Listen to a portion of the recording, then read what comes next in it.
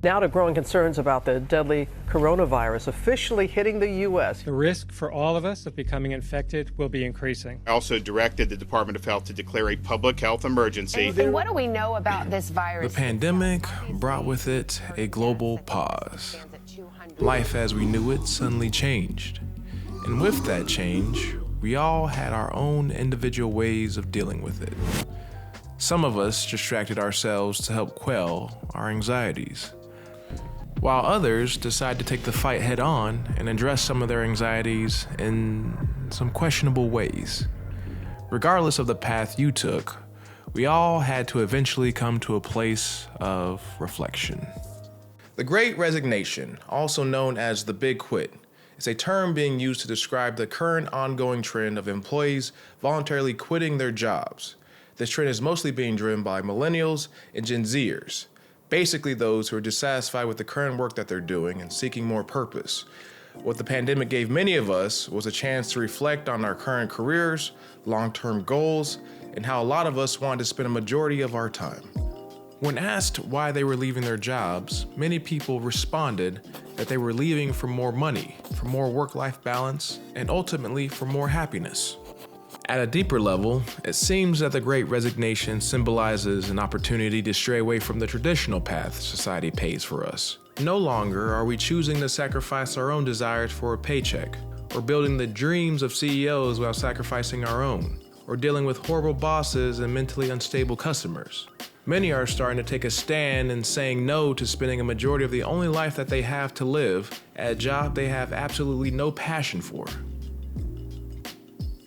What's going on, everybody? It's been absolutely too long since my last video, but it's great to see all your smiling faces again. If you don't know me, my name is John Burt. I'm a licensed clinical social worker and therapist extraordinaire. And you're here in another session with the Chocolate Therapist. So today I wanted to do a couple things in this video. I wanted to break down the psychology of the Great Resignation and explain the science behind why you want to quit your job. I also want to help you successfully navigate the stressful environment you'll find yourself in after deciding to leave that said job. So, without further ado, therapy is officially in session.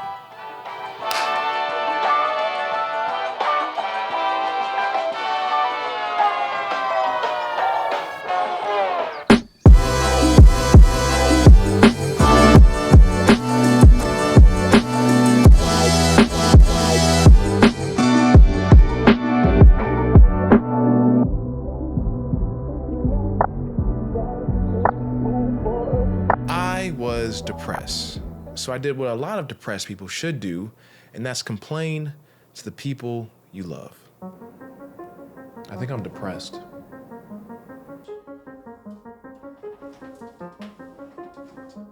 Hey baby, I think I'm depressed.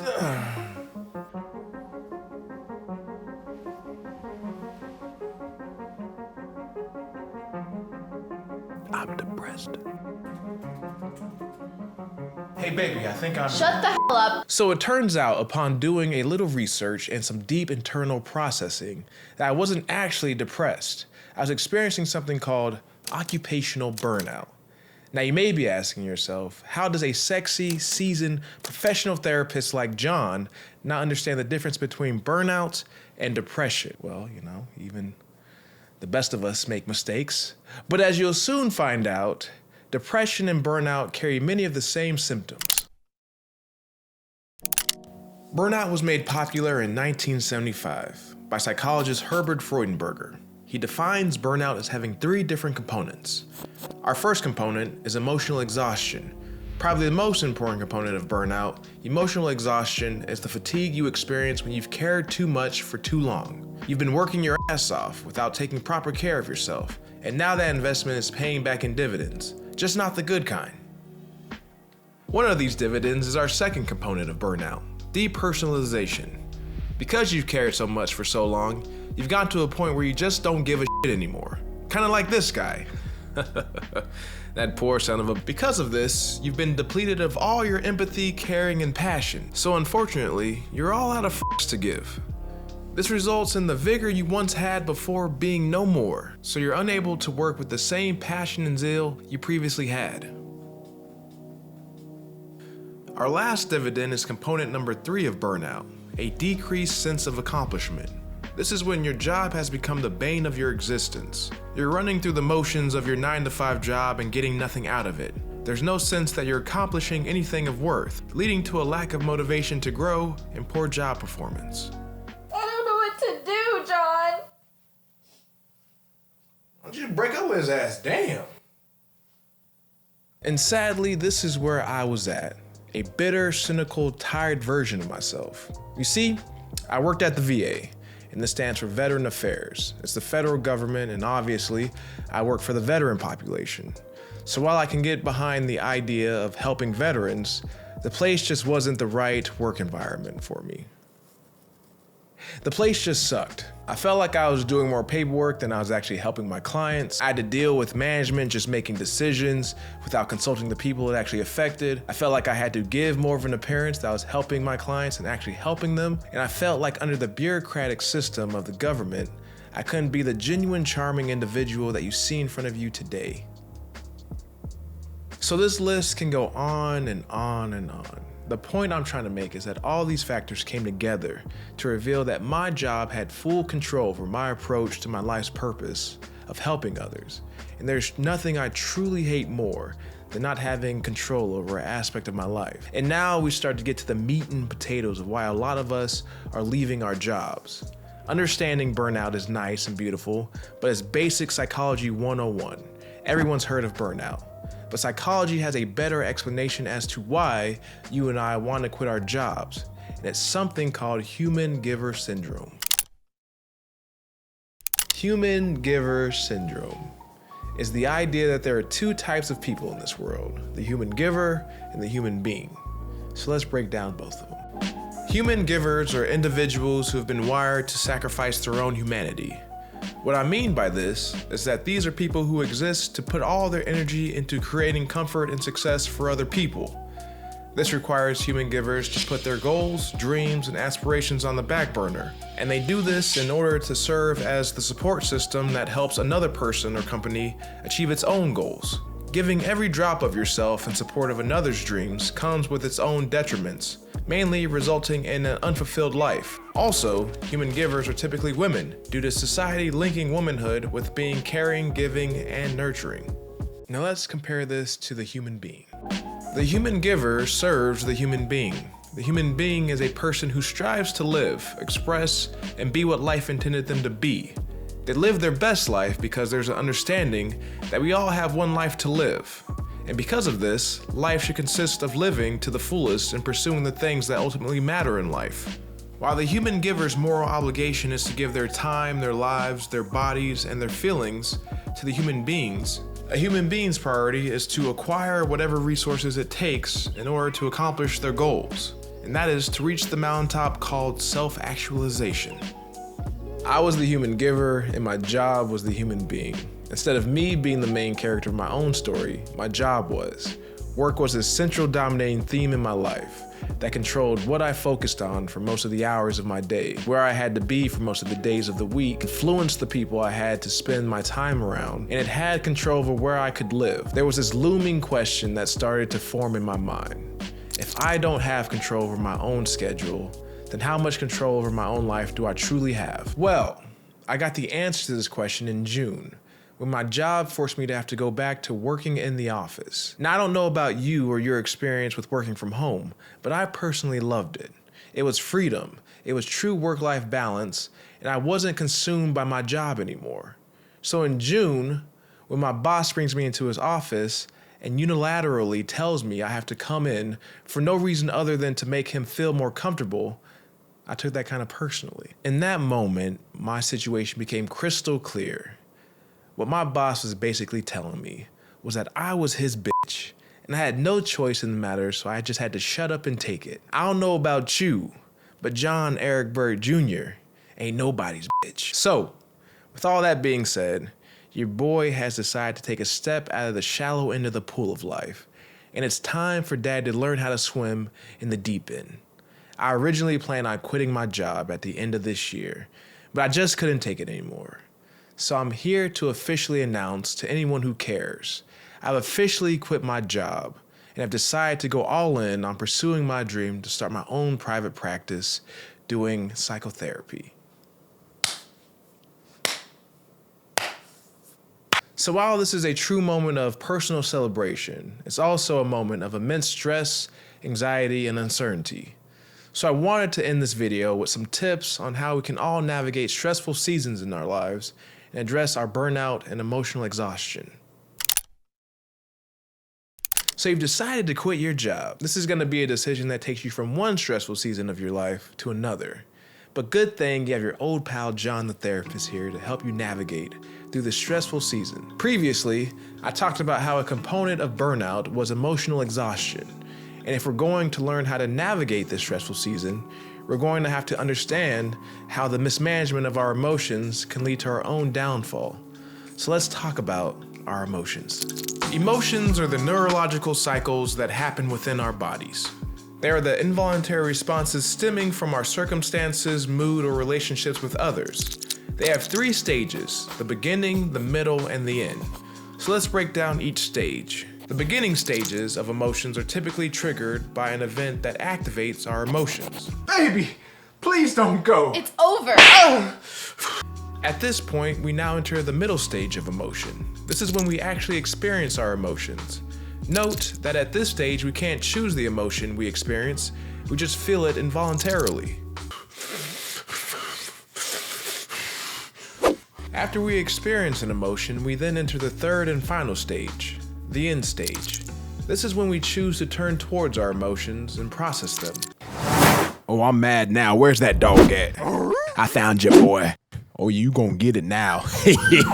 Emotional exhaustion happens when we get stuck in the middle stage. We get stuck in our emotions when we constantly are being exposed to stressful situations that activate our emotions, but we don't actually turn towards those emotions and deal with them. There's many paths that can lead us towards the destination of emotional exhaustion, like going to a stressful job daily, being in a long-term abusive relationship, or experiencing the existential dread that comes with living a life of loneliness.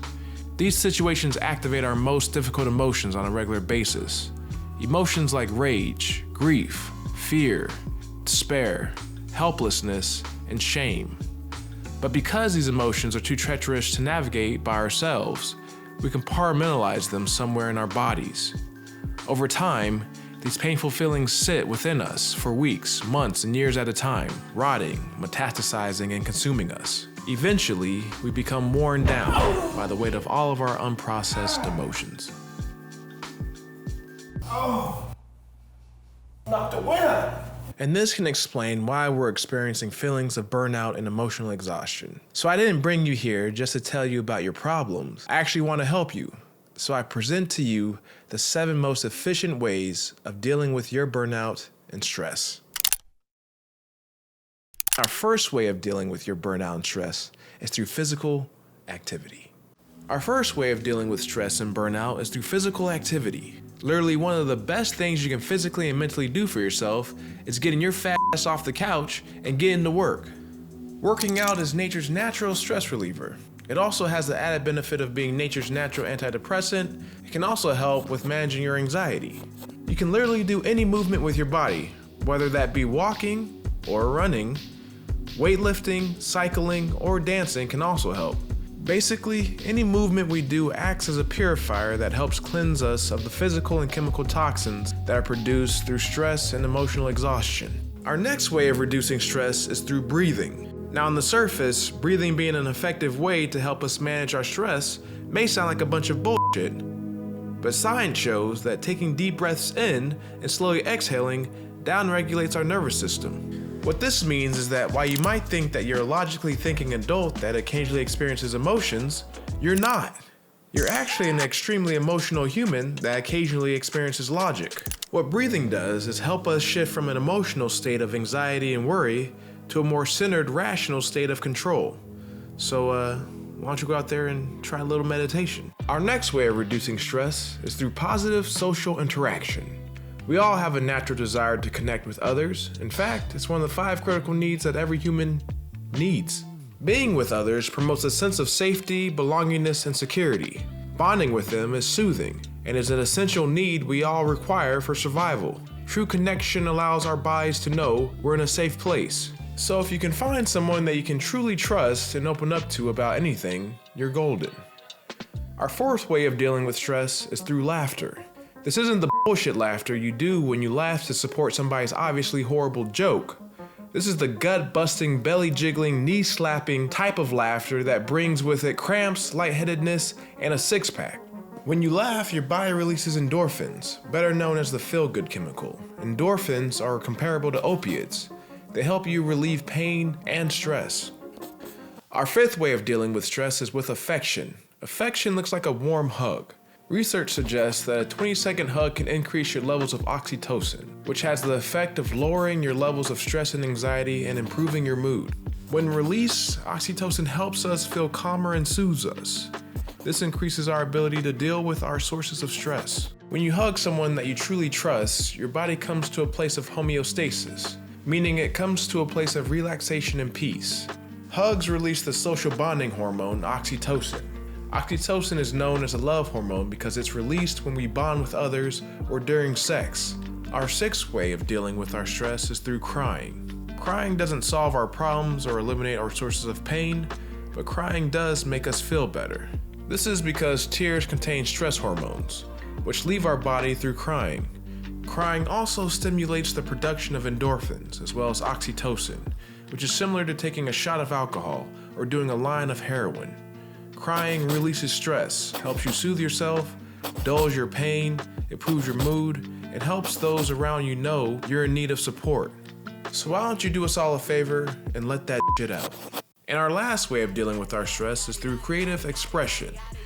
This can look like shaking your ass on TikTok or creating a nice painting of your dog. Regardless of how you choose to go about expressing yourself, taking what's going on the inside of us and expressing it outwardly has tremendous benefits.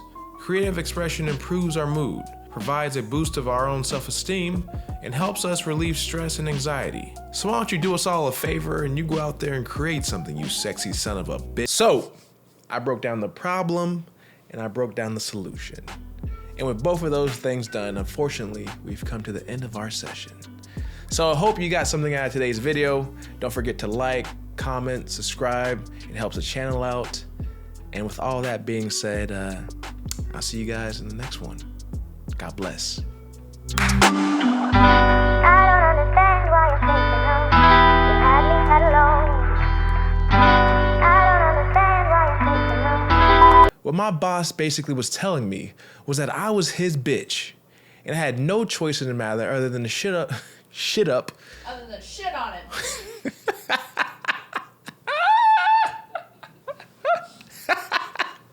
All right, hold on. Keep it going. In that moment, my situation became crystal clear. What my boss was... That's going in the blooper reel. Jesus Christ.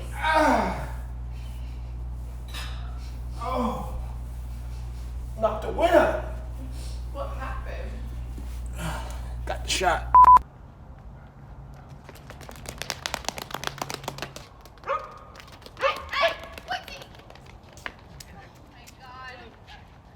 I was chasing you. I was like, oh shit, is he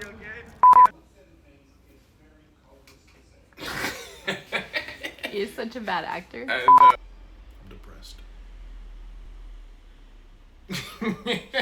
I'm sorry. I'm such a cornball. Cornball. Are you just gonna do that with your mouth the whole time? That's gross. And how a lot of us want to spend a majority of our time. Woo! You sound like Obama. I sound like Obama up there? Mm-hmm. Hey, that's all you need.